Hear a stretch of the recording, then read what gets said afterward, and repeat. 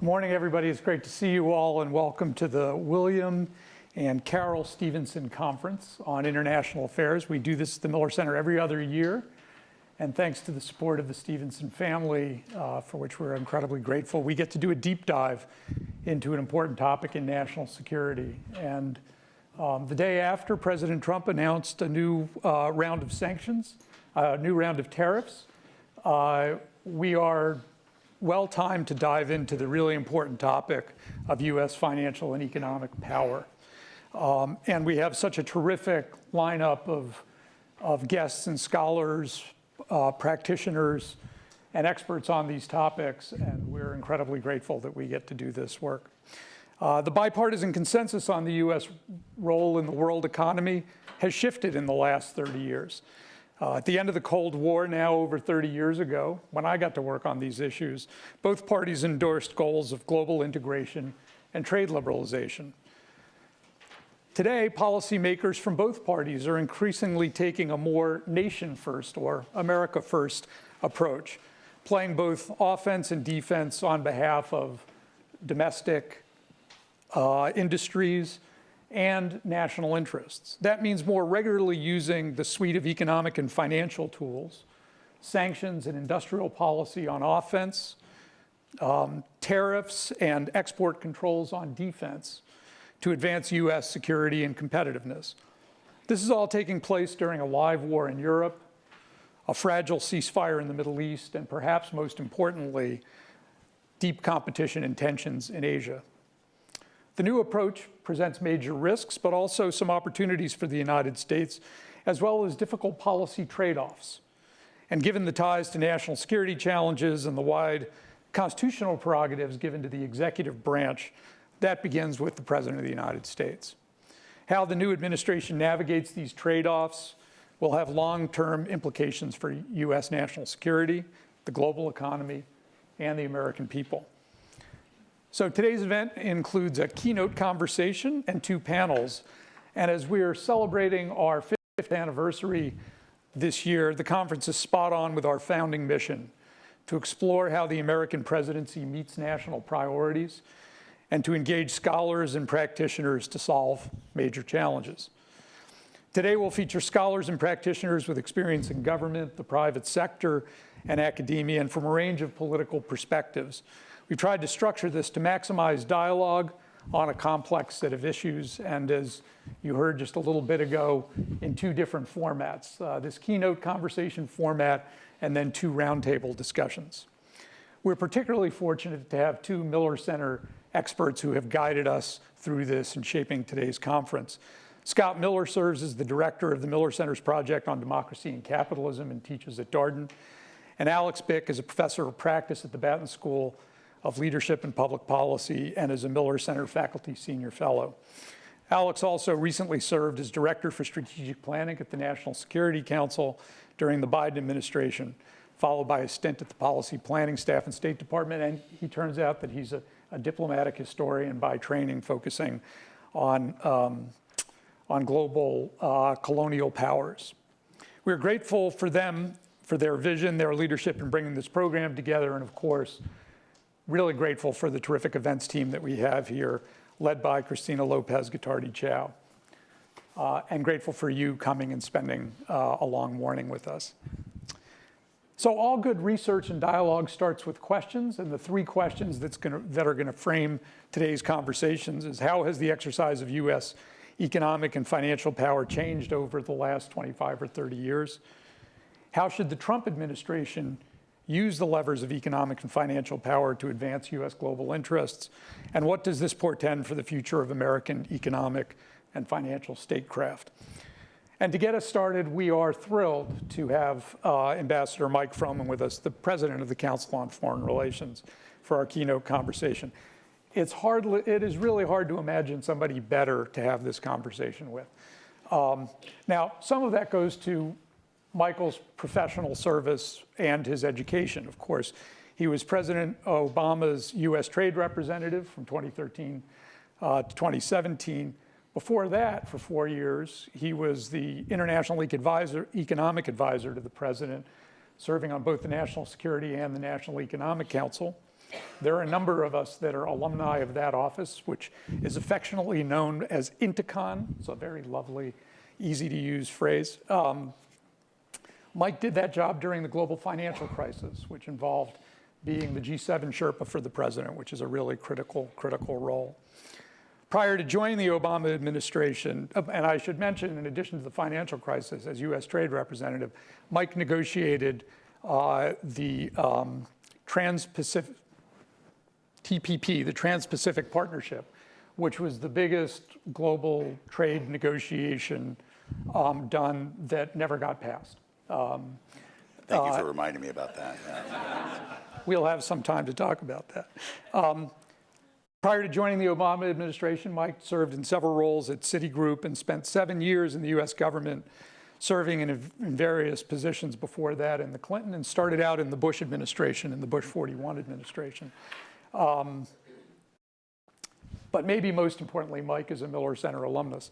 He served as the James Schlesinger Professor here at the Miller Center.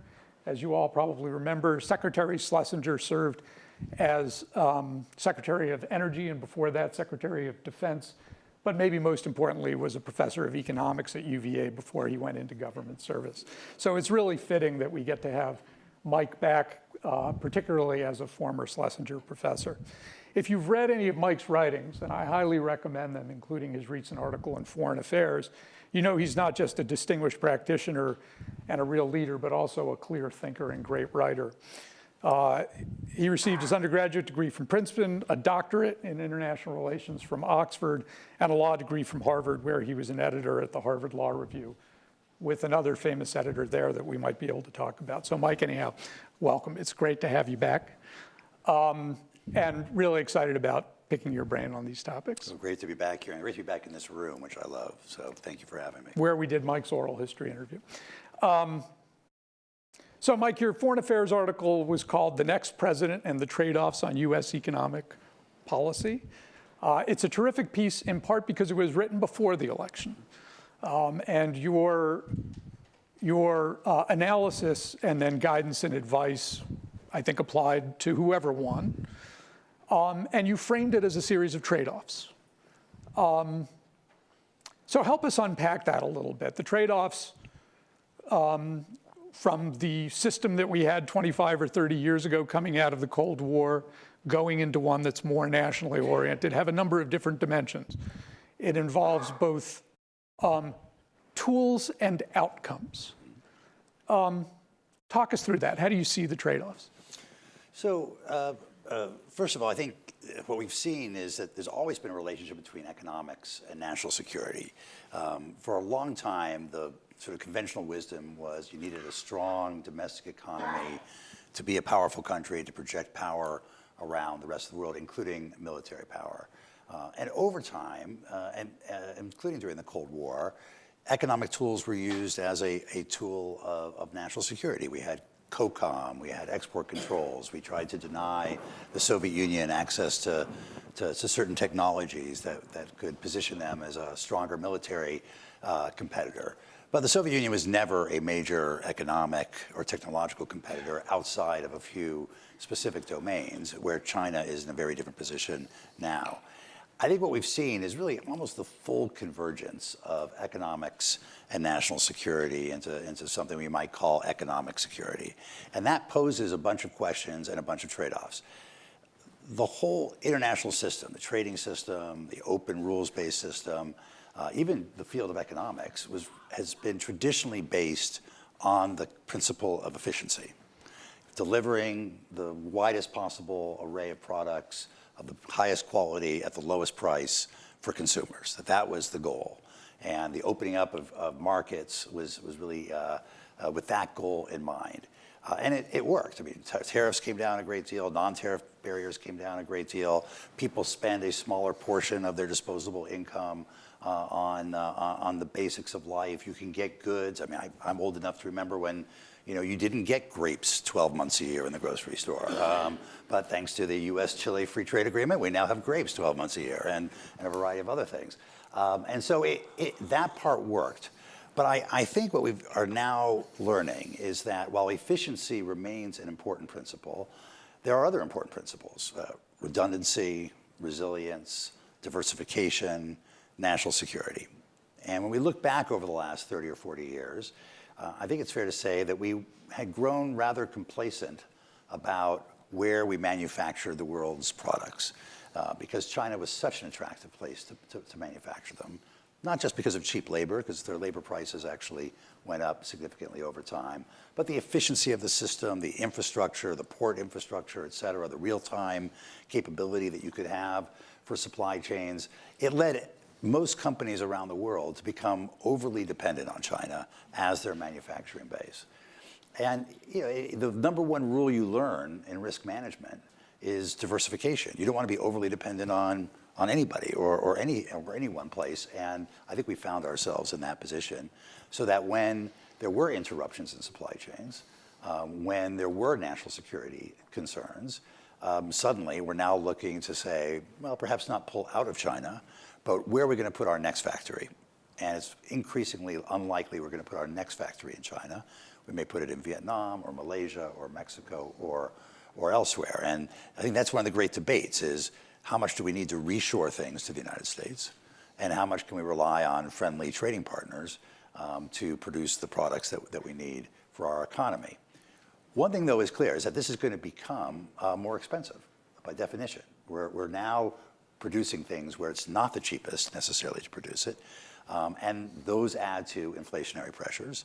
They add to inefficiencies. They add to consumer costs. And it's all happening at a time when at least our economy is already feeling under a certain amount of inflationary pressure. So one of those trade-offs there is, how much more are we willing to pay for resilience, redundancy, diversification, and national security?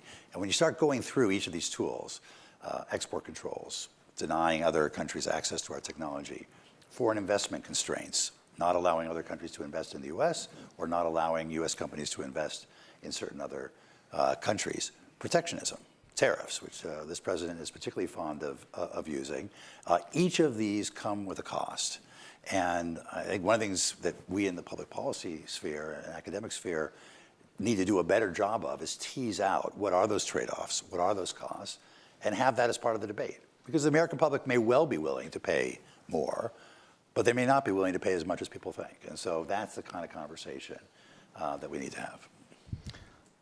Mike, I sort of hadn't planned on this, but you said last night, let's have it be a little more free-flowing. So let's go back to the Trans-Pacific Partnership, right? That at some point, PTSD here. Well, it's interesting, right? On the one hand, it was built on some efficiencies, the idea of building a higher level of common standards across a range of countries.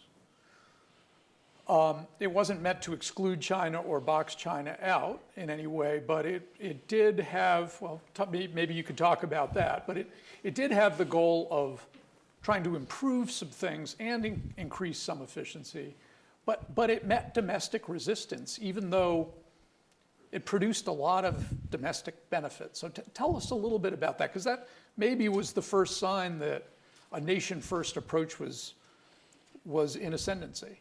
The fact that it didn't end up, and that former Secretary of State Clinton, who was running for president, basically denied it in the walked away from it in the campaign. Yeah, I remember that. Look, first of all, I think the move away from pure enthusiasm for globalization actually goes back further. It really goes back to the late 90s. Some of you will remember the protests in Seattle around the WTO. I got gassed. You got gassed? There you go. You probably have a T-shirt that says that. I was gassed. I think that was in some ways the beginnings of it. But it certainly came to a head around TPP and the 2016 election. And we saw that we had been watching polls, and we saw, particularly among sort of mainstream Republicans, which were usually the foundation of support for free trade, that their support for free trade was declining. Actually, not so much among Democrats, but the mainstream Republicans were seeing less and less support. And what the TPP was an effort to do, as you know, it was designed to take a number of countries, and quite purposefully, developed and developing countries, Asia Pacific, meaning both from Latin America and from the Asian continent, and create a high standard agreement around labor, environment, intellectual property, investment, disciplines on subsidies, state-owned enterprises. A lot of the things that we now talk about wanting to sort of put in place, they were all in there. And while you rightly say that it was not explicitly an anti-China move, it was a very much explicitly a let's hold up an alternative model to China's model and give other countries in the region something to grasp to. Almost all of whom are democracies. Almost all. Some not so much, but almost Vietnam, Brunei, but many of whom are democracies, and all of whom wanted, as important as it was for them, particularly the ones in Asia, to have a good relationship with China, they wanted to have a closer relationship with the United States, and so it was a magnet to attract other countries who wanted to be with the United States in providing a balancing sort of pact to what China was offering in the region. I think, frankly, it was a little bit ahead of its time, and I think we got ahead of our politics in many ways. Because I think for years, and I think both Democratic and Republican administrations failed to, as we pursued free trade agreements, failed to pair them with sufficient domestic policies to ensure that American workers survived and thrived in a rapidly changing economy, whether that change was coming from trade or technology or from immigration. Yeah, and even though economists here in the room and others will tell us maybe 80% of dislocation of jobs comes from technology, not from trade or globalization, you don't really vote on technology. You don't vote on the next software release. And it's a lot easier to sort of take your quite understandable anger about what you're seeing around you, manufacturing moving out of your community, the impacts oftentimes, the very serious impact on the community, and blame either immigrants or trade. And TPP, I think, ran afoul of that. And I think at that point, candidate Trump rode that issue to great success in terms of saying he was there to represent those who felt like the system had not worked for them, that they had been left behind by a series of policies and an approach to the global economy that did not take their interests sufficiently into account. Mm-hmm. So that's how President Trump came in his first election in 2016. By the end of that term, we get the global pandemic, which raises these issues of supply chain and resiliency. So tell me a little bit, you're out of government at this point, including being Schlesinger Professor here. You're now working for MasterCard. You're watching all of this unfold from your practitioner's eye and your scholarly eye. What are you seeing happening in the global economy, including the use of, at that point, President Trump was threatening sanctions. He renegotiated NAFTA. He was starting to make these economic moves, and then we get this shock to the global system. As a practitioner and analyst, what are you seeing happening?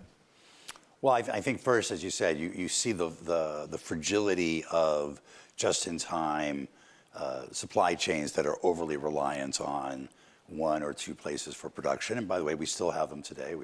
The reason we're so focused on semiconductors and the CHIPS Act is because we are highly dependent on one location for the production of most of these advanced chips, and that's Taiwan. And Taiwan has its own vulnerabilities, obviously, in the region. And so there is still significant work to be done on critical technologies. I think the question it raises is, what's a critical technology? What's strategic?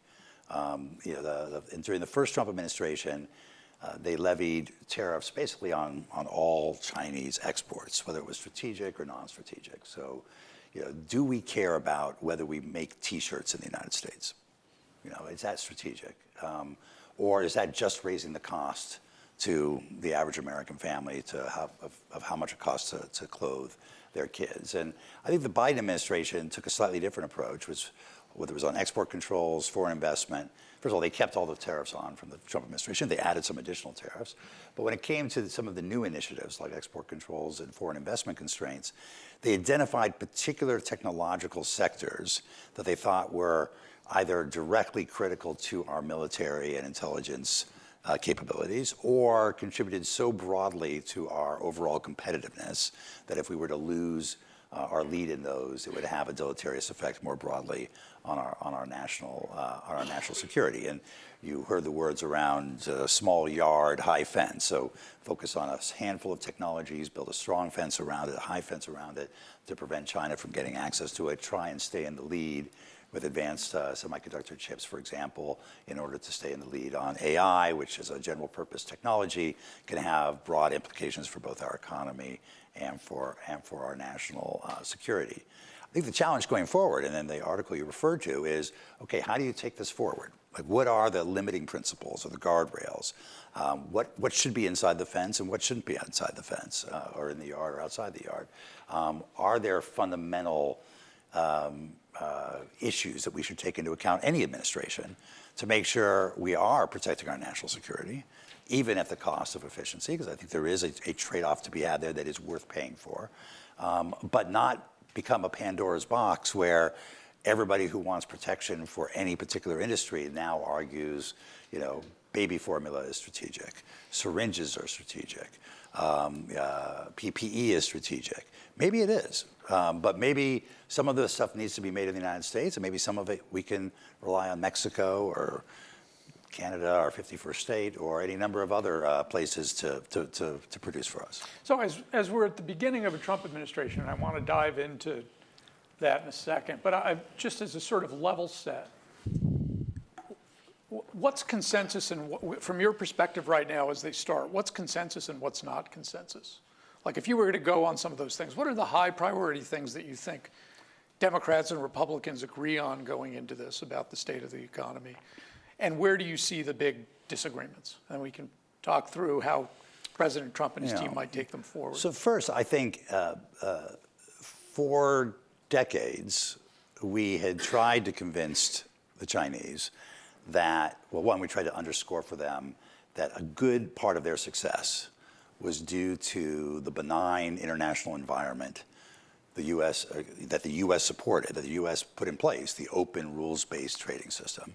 And that if they didn't address these irritants in our relationship, and not just irritants, but like serious issues in our relationship, that benign international environment would disappear.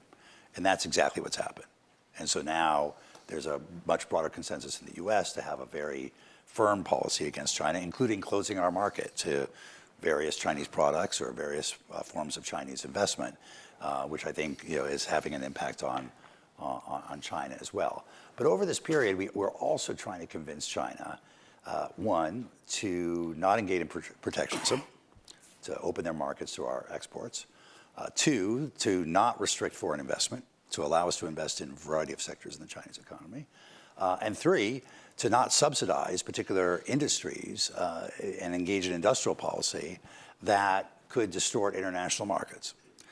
And having, I think, succeeded only at the margins in convincing China to modify its behavior, we basically, I think there's a consensus that if you can't beat them, join them. So the assumption had been, you bring China into the international system, they're going to become more like us.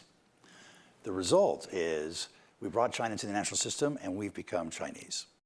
So we are now engaged in protectionism, we are engaged in foreign investment constraints, and we are engaged in subsidization and industrial policy. And I think that's sort of the new normal. And we can debate how far it goes. Is there really a consensus on industrial policy? My guess is of all those areas, that's probably the weakest part. I'm not sure Congress is ready to do 3 more CHIPS Acts in various different fields. But when it comes to restricting access to our technology, using tariffs to keep our markets closed on any sector that we feel particularly sensitive about, and restricting their investment in our country and now our investment in their country, I think there's a pretty broad consensus. Mm-hmm. Boy, that's a really interesting insight. Let me push on one area there, and then we can take it forward in the Trump administration. There is one thing that the Chinese have done when presented that vision of the American security guarantee and the American rules-based system, them deciding to design their own, which involved them seeking new trade partners and alliances, and investing in infrastructure in those places and in basically foreign aid to those places. We seem to be going in a different direction recently. I'm guessing that's not an area of consensus. Is that your sense? I don't think it is, and I'm not sure exactly. One thing we try and do is sort of, instead of just critique what the administration is doing, just point out how various actions that they are taking may actually be counterproductive for their own purposes, for the goals that they've laid out. I've been surprised over the last 20 years, look at the Belt and Road Initiative as one example, at how poorly China exercises soft power. I mean, they have learned from the West and others so much in so many areas, but Belt and Road Initiative, I don't think has actually bought them a lot of friends. You've got the loan-to-own problem. You've got countries that have pushed back. You've had protests in the streets in some countries. I think the challenge we have now is that it's hard to fight something with nothing. So they are out there with a lot of money. They are out there working with leaders to try and co-opt them into their world. They are willing to go into a country and not ask about human rights, not ask about democracy, write them a check, and support infrastructure. And when I travel in Africa and elsewhere, I always advise the governments there. That's great. Like you need infrastructure. If the Chinese are willing to build you good infrastructure, just make sure it's a good deal for you. Make sure you're not getting taken advantage of. Make sure that it's well built, that it's safe, and all the rest. And so they're out there doing that. And I think that particularly these recent decisions, which I don't know how long these decisions will last, but to cut off aid, to pull back, I think has a lot of the world scratching their head, saying, we thought the U.S. was in a global competition with China for influence, and we're sort of ceding the field. And so I think all of us who've been involved in the development field understand that there are things that can be done better. There are reforms that can be made, and that's a good thing to focus on. But I think ceding the field completely by pulling back, particularly in areas where the U.S. has had, I think what President Bush did on PEPFAR had a tremendous impact across Africa in terms of goodwill. I think it's probably the most effective foreign aid program we've ever had. Yeah, PEPFAR is the President's Emergency Plan for AIDS relief. Relief, right. And it saved tens of millions of people's lives. Yeah. And everyone knows it's the U.S. that did it.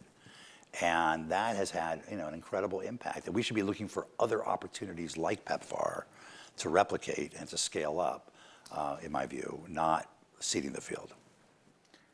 So you've lived a couple transitions from Bush 41 to Clinton. You were a White House fellow in the Bush 41 administration. The Clinton team arrives. It's a strange and magical thing to show up on January 20th in an empty White House, and the people that you inherit are either career people or presidential fellows who happen to be there. So you've seen that from the inside out. And then in 2008, 2009, with the world financial crisis, you come in with the new team. So you have those two experiences, and you're watching this team come in. What are you seeing? Well, first of all, I think one has to give tremendous credit to this administration for how quickly they appointed and confirmed their cabinet. I haven't looked at the statistics, but it certainly feels like it's much faster than previous administrations. How quickly they've acted in a whole number of ways, mostly through executive action, but also right now, how quickly they're moving ahead with their legislative agenda. So this is an administration that came in knowing what it wanted to get done, who they wanted to have do it, at least at the most senior levels, and is executing, is implementing. And I think people often say, "Oh, Trump is so unpredictable." I think Trump is entirely predictable. I think he has signaled to us exactly what he was going to do during the campaign and before. He's doing it, and and we're now adjusting to that. So I give them a lot of credit, both compared to their first Trump administration, which was I don't think as well organized, but also to other administrations. I think if we compare it to most administrations, I think they've really hit the ground running and are being if you think about it, I think the last, what has it been now, 5 weeks? I think the last 5 weeks This is 5 years in dog years, but it kind of feels that way. I think the last 5 weeks have perhaps been the most important 5 weeks in 80 years in terms of impact on world order, the global system, allies, adversaries. We will look back, the historians in this room, I think, will have a lot of dissertations to write about the early months of the second Trump administration because, this is, I think, a very significant historic period. So that includes some big economic moves. I mean, your successor in Inticon is probably racing 24/7, it'll be 365. It probably already feels like 365 in 5 weeks. The various waves of tariffs, the deal over mineral rights in Ukraine, the decisions or tentative, perhaps permanent, about foreign assistance of one kind or another. It's a big agenda. Help unpack each of those, perhaps. Let's maybe walk through each of those. So the waves of tariffs that have been announced. First, Mexico and Canada, then China, if I remember correctly. Colombia was in there for 24 hours. Yeah. If I remember correctly, the ones on Mexico and Canada were steeper than the initial ones on China, but then that led to some kind of an agreement. I don't know, just unpack the tariff plays. So, again, this is an area, I'm told that President Trump, in terms of areas of core beliefs, issues he's been focused on for decades, long before he became president, include trade and immigration, that he has strongly held views in both. He talks about tariffs being one of the most beautiful word in the English language or in the dictionary, something of that sort. So, he has certainly signaled that he likes using tariffs. And I think when you tease it out, he has at least 3 purposes in mind when he announces a tariff.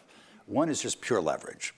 Gives us leverage over other countries, brings them to the table, whether it's on economic issues or other issues. And we saw that with Canada and Mexico. We saw that with Colombia. I think we're now seeing it applied a bit more broadly. And to be fair, I think it's actually quite successful. I mean, I remember the first time around, my European friends, the European Commission would call and say, there is no way we're going to negotiate under the threat of tariffs. He announced tariffs, they were on the next plane to Washington. And so it does bring people to the table, and you saw Colombia immediately make a decision, Canada and Mexico take actions. Now you can debate how many of these actions were things that were already underway, they were repackaged, but the reality is that given the size of our market, given the dependency of a number of countries on access to our market, particularly our neighbors, that tariffs are an effective form of leverage in the short run. A tool. A tool. The second area, the second purpose he appears to have is revenue.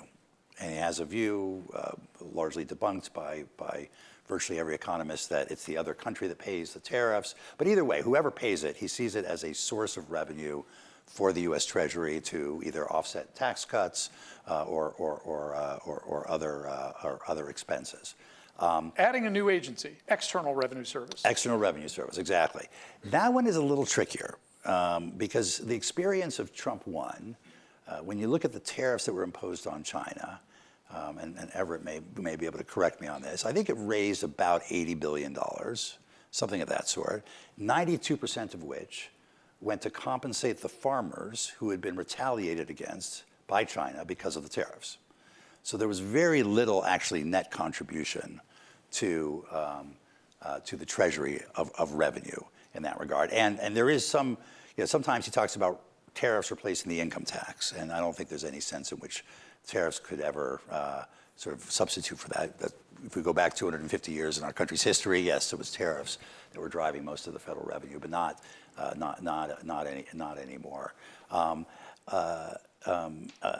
And so there's that as an issue as well. And then the third area is to use tariffs to incentivize companies to move production to the United States.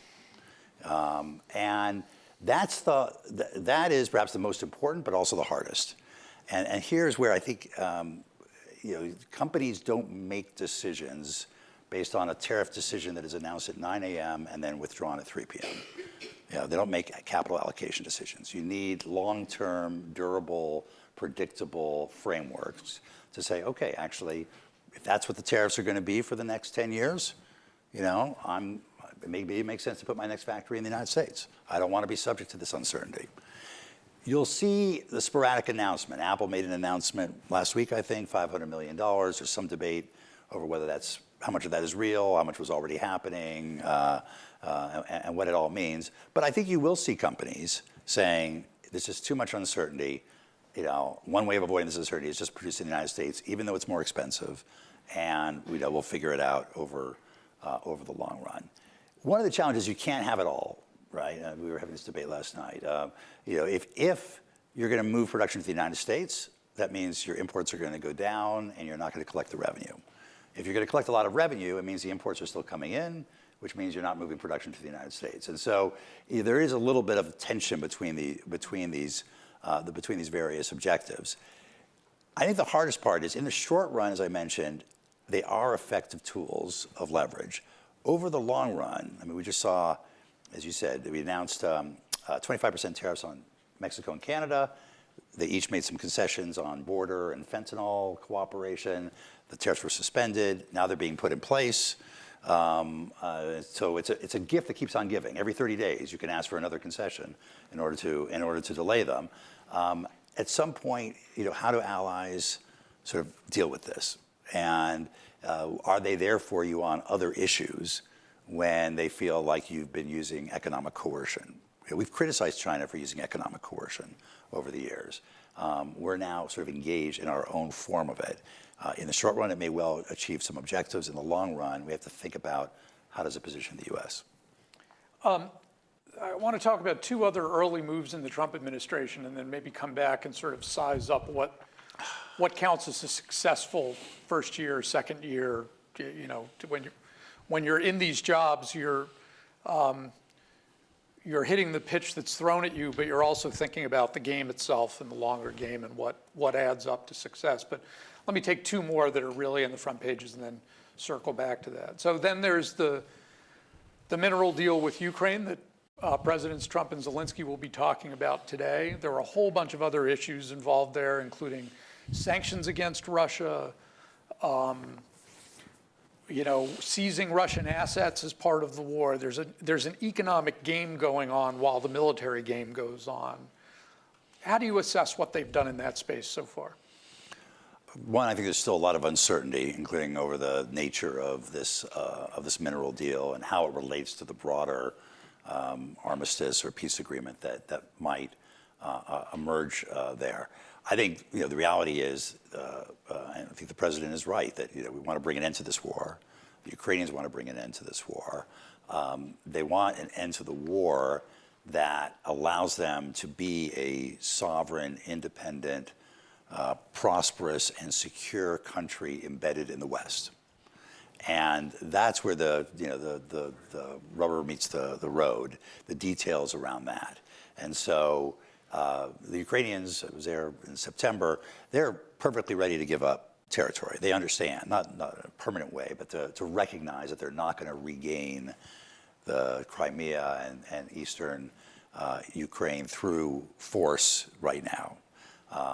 So they are prepared to reach a compromise, but they want security guarantees that ensure that Russia doesn't come in a third time when the US and Europe are distracted and looking elsewhere. For them, that meant NATO membership.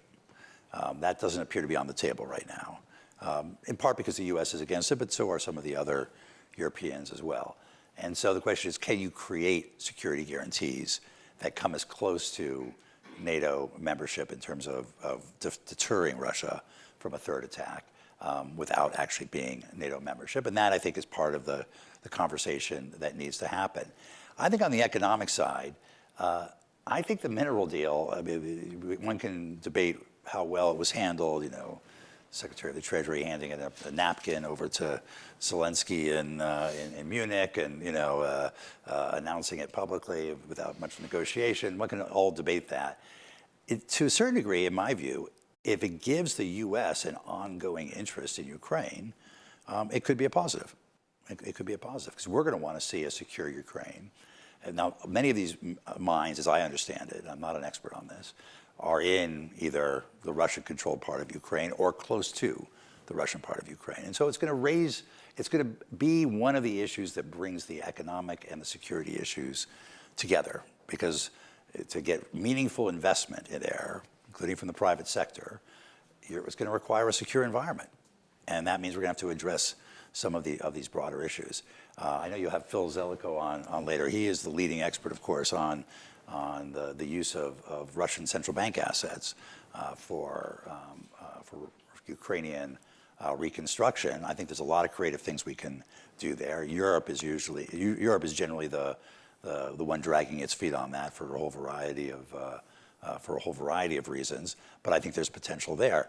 The question is, what does the negotiation look like? Does Putin want to negotiate? Does he feel the need to negotiate? And if he demands, I want my money back, I want to promise that Ukraine is never going to be part of NATO, I don't want any foreign troops on the territory of Ukraine, I want a demilitarized Ukraine, to what degree is this administration willing to stand up and push back against that? Speaking of reconstruction, as it relates to a security area of the Middle East, first, going back to the first Trump administration, they negotiated the Abraham Accords. As importantly as anything, bringing in Saudi Arabia potentially into potential furthering of peace between Israel and Palestinian authorities. Since then, we've had this terribly destructive war in Gaza, started by Hamas, real atrocities, and then the Israeli response, overwhelming and devastating and really destroying Gaza as a viable place. And the Trump administration has an approach to developing that per the latest video that the president shared, is Trump Gaza, a place for people from all over the world. As you're looking at all that, it has so many different economic strands to it, including the beachfront development play, but as importantly, who finances reconstruction in Gaza, what it looks like politically, economically. Just give us your take on that and the early steps of the administration in that regard. You know, one of the things I found useful is when one listens to President Trump on various issues, whether it's Greenland or Panama or Gaza, he will present ideas in a unconventional way. But if you peel the onion, there's an element of truth underneath that deserves attention. So Gaza was a terrible place to live before October 7th. It's virtually uninhabitable now. That is the truth. Now, not sure the answer is to move 2.5 million Palestinians out to other countries. But by announcing what he announced, he got the attention of the moderate Arab states who have been meeting in Cairo to talk about what role they could play in securing Gaza, financing its reconstruction, and building out its governance structure. And those are all important things to get to. Incredibly difficult. It's very hard to see the path forward there. It's going to require a lot of diplomacy and a lot of very careful work by the United States, with Israel, with the moderate Arab states, with the Palestinians. But he's gotten the attention.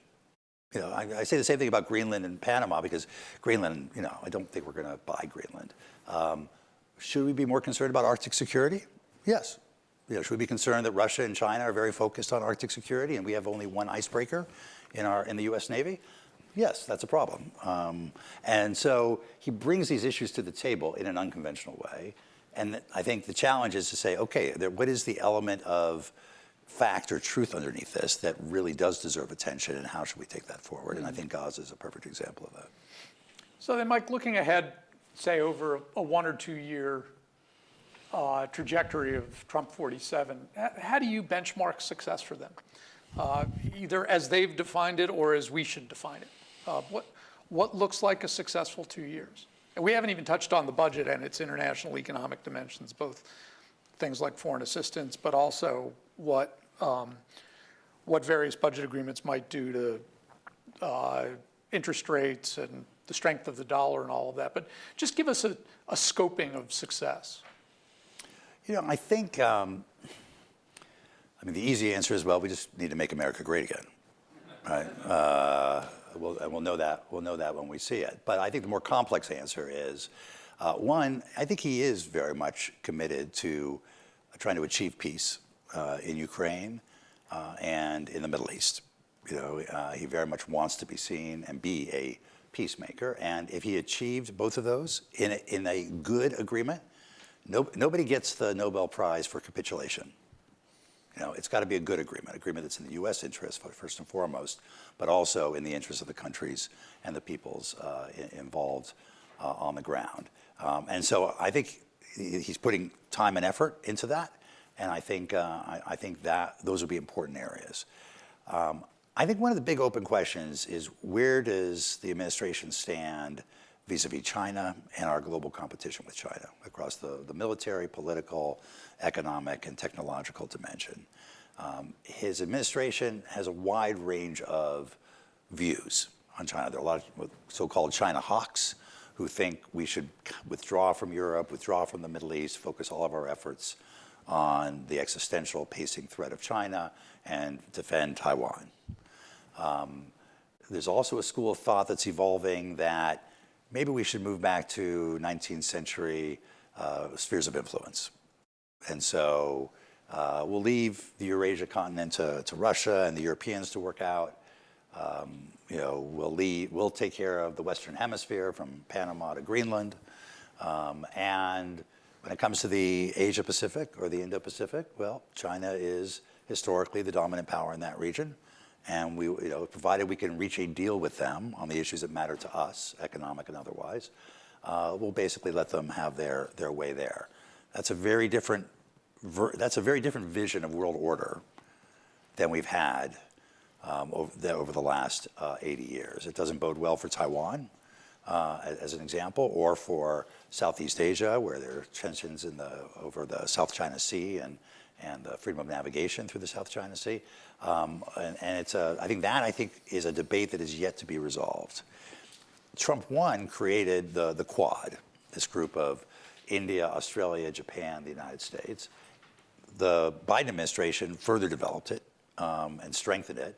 And I think the expectation is that Trump 2 will continue it and continue to build on it. But that's sort of creating a security architecture in the region that is designed to counter China, to balance China. It's sort of what do we do on the economic side to balance China? And at this point, it's a little unclear whether the president feels that he's got this good relationship with President Xi, he can be the ultimate deal maker, he can reach an accommodation, or whether he does see this as an existential challenge and is willing to engage in that competition in all of its dimensions.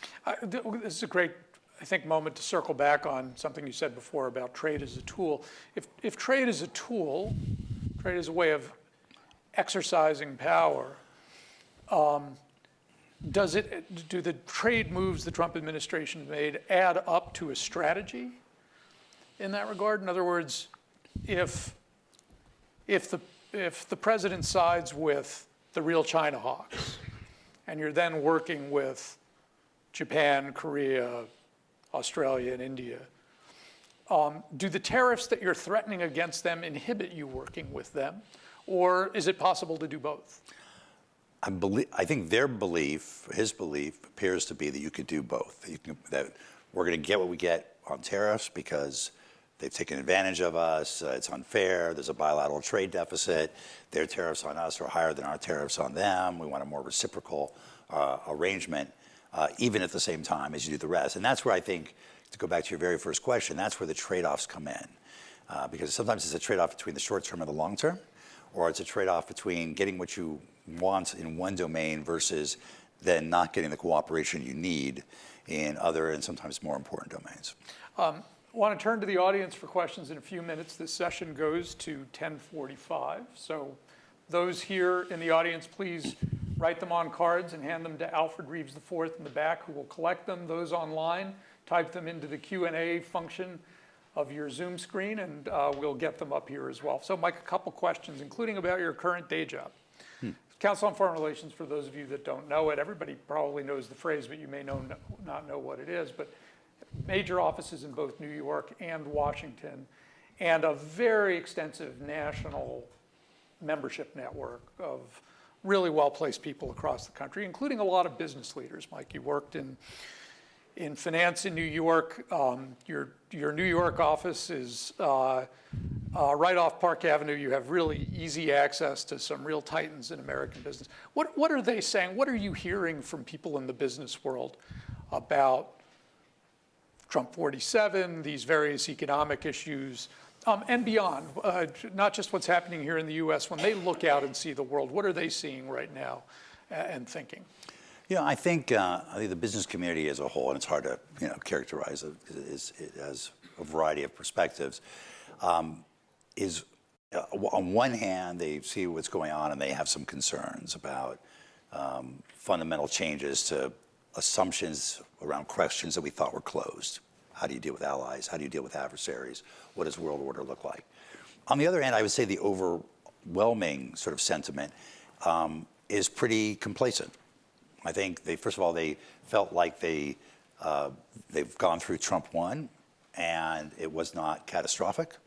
I think they feel like this is a president who understands the importance of tax relief, deregulation, wants to usher in a golden age of innovation for the United States, and they are quite receptive to that, even if it comes with some disruptions on trade, some disruptions on immigration. So they don't like all of the specific policy proposals, but I think they're willing to suspend disbelief and be patient and see how things actually play out, what gets actually implemented, what the effects are, and there's not a lot of Cassandra, ism in the business community right now. If anything, I think they're pretty pleased and they welcome a more liberal or more relaxed view of antitrust enforcement, of SEC enforcement, and things of that sort.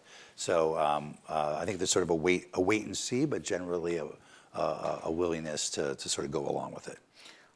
And tell us a little too about the broader membership and your own faculty and scholars. CFR has terrific scholars both in New York and Washington, and affiliated scholars around the country.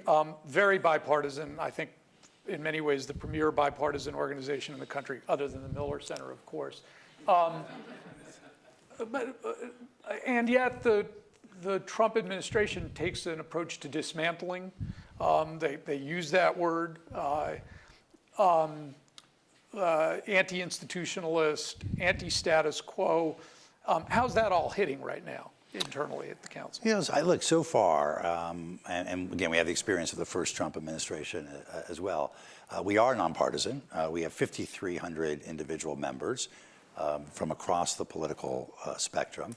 I think at some point we calculated that 200 of our members served in the first Trump administration in one role or another. We are a place that welcomes Trump administration officials on stage in our programs. We affirmatively go out to recruit them to participate in our programs and in our research, to become members, to serve on our board, et cetera. So we think it's very important.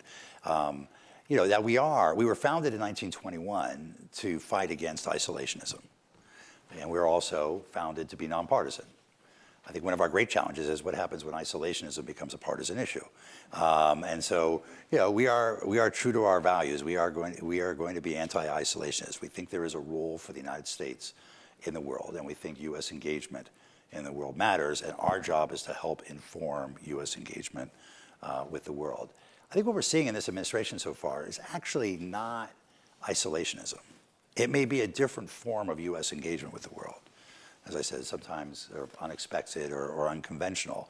But the U.S. is certainly engaged, whether it's in imposing tariffs or it's making proposals for peace agreements in Ukraine or otherwise. And that, I think, gives us, we produce a lot of work that makes its way into the administration. They come and they ask for briefings with us. And we also have a big role in not just trying to influence policymakers or help policymakers, but educate the public, opinion leaders around the country, local and state officials, local journalists, and so we continue that work as well. It's great. We also publish a great magazine called Foreign Affairs, the leading magazine in the field, which I think has really effectively defined the debate around some of these issues. If you go back over the last few months, the articles we had from Matt Pottinger and Mike Gallagher on China that then were responded to by Rush Doshi and then responded by somebody else, and the debate going on the pages and in the digital world of foreign affairs, if you're with China experts, they'll all refer to, okay, well, the foreign affairs articles sort of set the debate, and we're very proud of that. CFR in general and Foreign Affairs Magazine in particular are just critical institutions and nonprofit institutions. And like the Miller Center, non-governmental, paid entirely by philanthropy. And we're really appreciative here, and I'm sure Mike feels the same way. It's one of the great strengths in American civil society.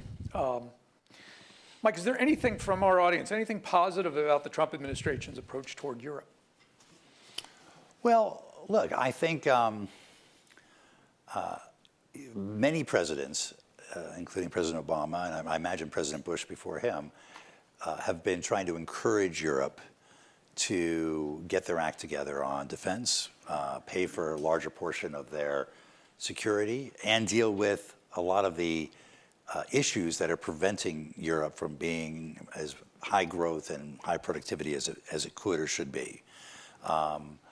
There's a big debate going on in Europe. There's a lot of navel gazing going on. There's kind of an overall funk in Europe at the moment around all of these issues.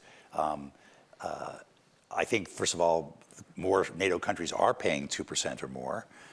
Some of that is due to the pressure of subsequent presidents, including President Trump. Some of that is due to President Putin, who sort of underscored for them just how important it was that they get their. I think it's like 27 of 35 something or something like that. Yeah. Something like that. And I think what's happened recently with questioning whether the U.S. security guarantee is going to be there going forward may be the final straw that gets Europe to say, all right, actually we have to take this seriously. And some of it is about how much money they spend, but probably equally, if not more importantly, is how they spend it. Our defense industrial base has all sorts of challenges here in the United States. It's fundamentally broken in a lot of ways, so there's a lot of work going on to try and fix it. Europe is in a much worse position because they really haven't gotten over the 27 national elements of this, or 28 national elements of this. So, there's 12 air defense systems, there's multiple tanks, and they're all subscale, and they are not necessarily, doing what they need to be doing. And so, hopefully, this creates, I'm looking for the positive here, it sort of creates the crisis moment where Europe says, we've all talked for years about what needs to be done on regulation, on innovation, on our defense industrial base, on our defense spending, and President Trump may finally force us to get it done, and that could be a positive. Two questions here regarding revenue. One is about the debt. How bad is the U.S. debt situation that the Biden Democrat Congress and Obama administration left for Trump to turn around?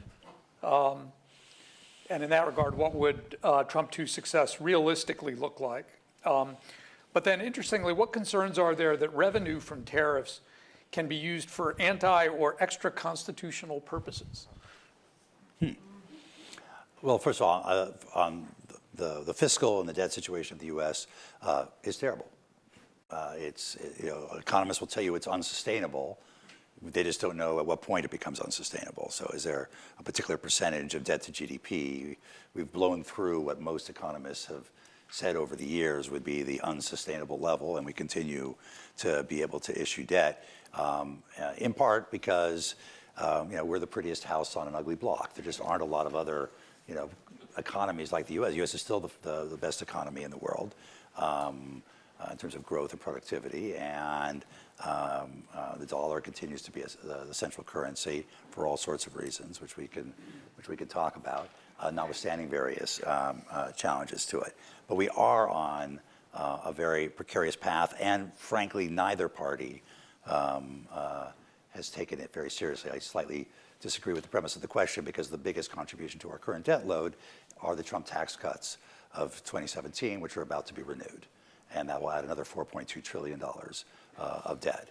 The last time we had a balanced budget was in a Democratic administration, the Clinton administration.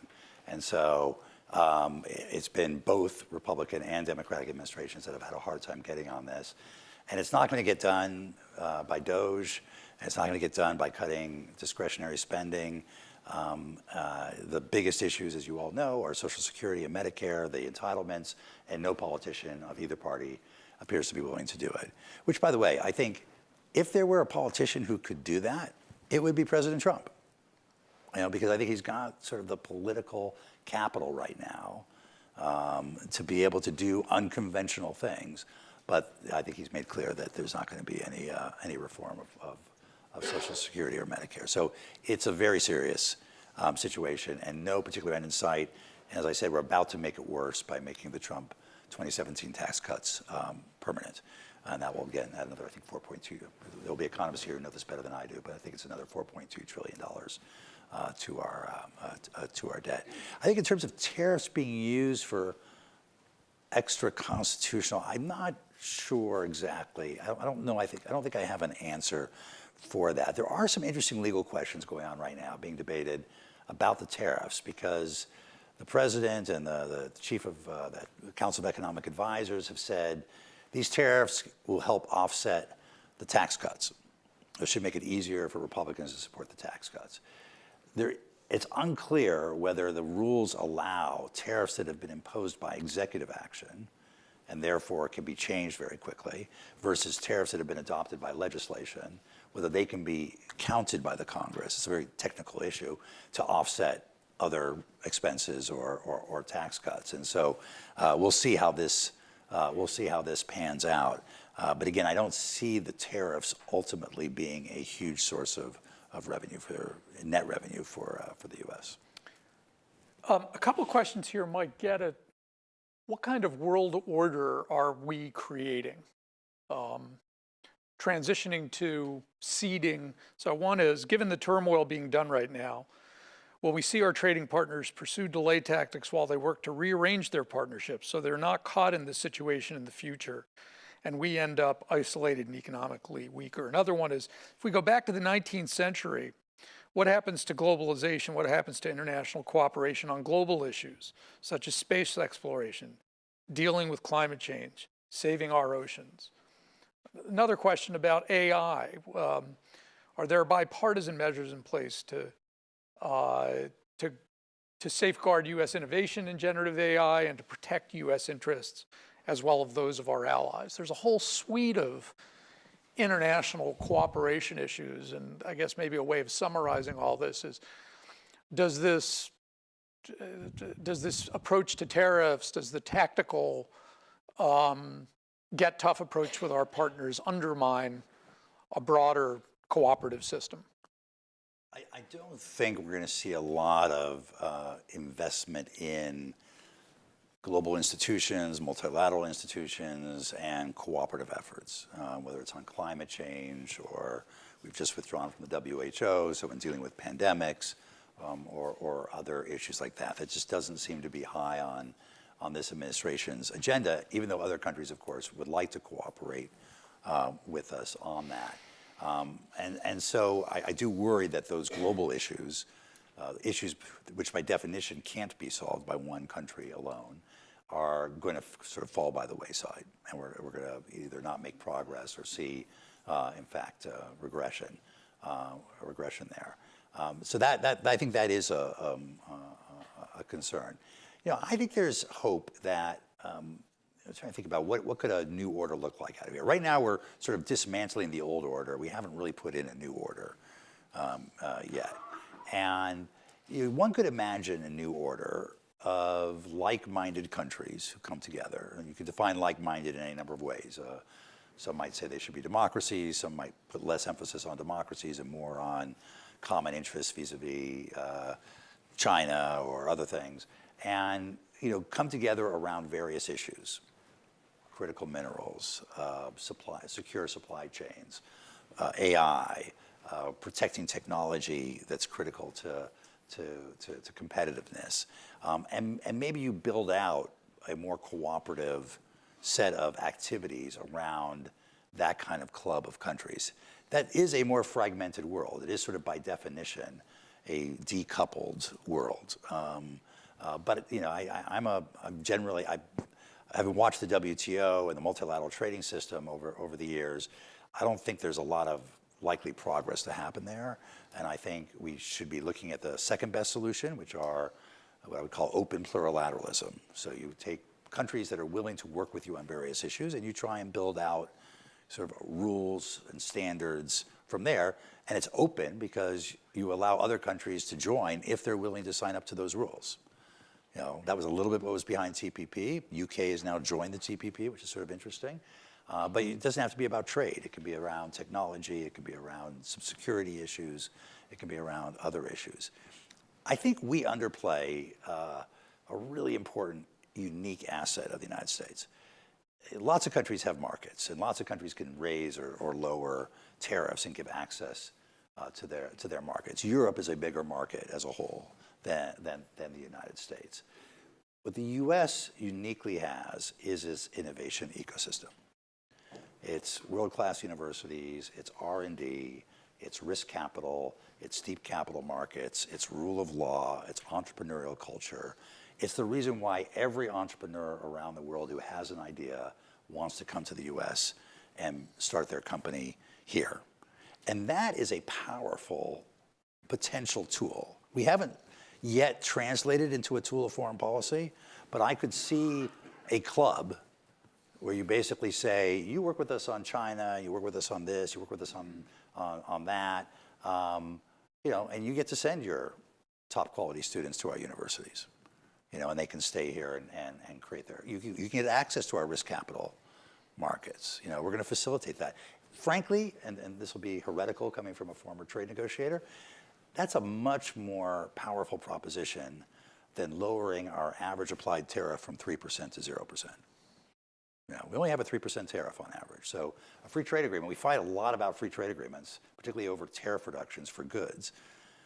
In the long run, it's not that meaningful compared to other things we could do with other countries in the area of innovation, in the area of economic cooperation, technological cooperation, that I could see as being the building blocks of a new order. Mm-hmm. So in the few minutes we have left, Mike, two easy questions, really easy. What keeps you up at night, and what keeps you going? Look, I think it might be the same answer, which is, I mean, I think this is the most disruptive, interesting, creative period in American history in 80 years, you know, since the end of the Second World War. And whether it's taking apart elements of the old order, thinking about elements of the new order, I worry about it. I think it's also a great opportunity. I think the U.S. is well placed if we can sort of get our act together, focus, and come up with a positive agenda. I think the world still wants the U.S. to lead. You know, they resent sometimes the way we lead. They hate it when we throw our weight around. But the only thing they hate more than us throwing our weight around is our indifference. And so they want us to be involved. They want us to lead. And I think it's ours. It's our opportunity if we can get our act together and take advantage of it. Is there a particular hotspot that, when you're reading the various headlines, particularly on days where the fire hose is fully open and everything's coming at you, is there a topic or a place that you're immediately drawn these days? You know, I always look for the issues that are not getting sufficient attention. You know, I think one that is lingering out there is in Africa, and it's the war in Sudan, which, you know, more people have been dying in Sudan every day than Ukraine and the Middle East put together during the Gaza war and during the Ukraine war. It does not get very much attention. There are broad implications for big parts of the continent, which is going to be the most populous continent. And We just don't spend enough time or energy on it because everything else appears to be more urgent. And on what keeps you going, you did this tour of universities in the run-up to the election, particularly focused on some important swing states. What are you seeing in the rising generation that it's one of the things that keeps us going here and is very exciting, but are there particular things that you're seeing from the rising generation that are changing the way you're thinking about CFR and the day job there? I mean, we view CFR, as I said, as a membership organization, but we view one of our functions as trying to identify and cultivate and support the next generation of diverse foreign policy experts. And so it's great to go to universities and find people who are just beginning their careers who want to go into this area, and they're enthusiastic, they're internationalist, they really get it and they understand, and they have whatever their views are politically, they have a wide range of views about how the U.S. should engage with the world, but they seem very committed to doing that, and I'm just hopeful. I mean, you and I have had the privilege of serving in government. I'm hopeful that as we go through this rather disruptive period in Washington right now, with a lot of turmoil around the civil service and agency firings and things like that, that we don't discourage that next generation from pursuing careers that at least include some part of their life in public service. Because it'd be a shame for them personally and a shame for the country. Well, Mike, huge thanks, not just for all that you're doing, but all that you've done for the country and also for us at the Miller Center. It's just great to have you back. We hope very much it won't be your last visit, obviously, but in the coming years, you have really important work to do, and we're just really appreciative that you're doing it. Thanks for having me. Thank you for having me. Thank you.